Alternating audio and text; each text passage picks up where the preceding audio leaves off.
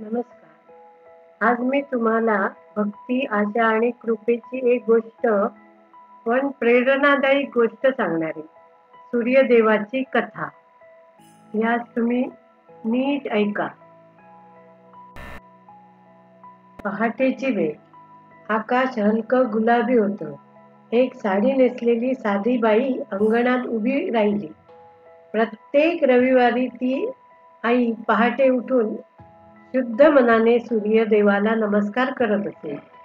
हातात पाणी, गूळ आणि तांदूळ घेऊन ती अर्घ्य अर्पण करत असे. तिच्या चेहऱ्यावर भक्ती आणि शांती दिसत होती. आई अर्घ्य देत असते. तिच्या मांडीवर तिचा छोटा मुलगा झोपलेला असतो. तो आजारी असतो. आई एका हाताने अर्घ्य देते आणि दुसऱ्या हाताने मुलाला हलकेच पुरवाळत असते. त्या दिवशी तिचा मुलगा खूप आजारी होता.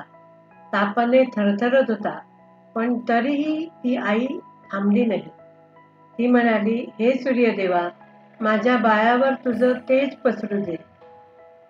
त्याला पुन्हा आरोग्य मिळू दे. अश्रू तिच्या डोळ्यातून वाहत होते, पण श्रद्धा मात्र मजबूत होती. आकाशात सूर्य तेजाने चमकत होता. त्यांचा प्रकाश आई आणि मुलावर पडत होता. आणि सूर्यदेवाच्या प्रकाशाने मुलगा हळूहळू डोळे उघडू लागतो, हसतो आणि त्याचा ताप ओसरलेला असतो.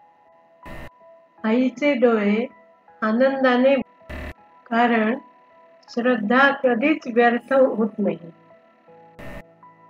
सूर्यदेवावर मनापासून विश्वास ठेवून जो व्रत करतो त्याला आरोग्य, तेज आणि आशीर्वाद नक्कीच मिळतो.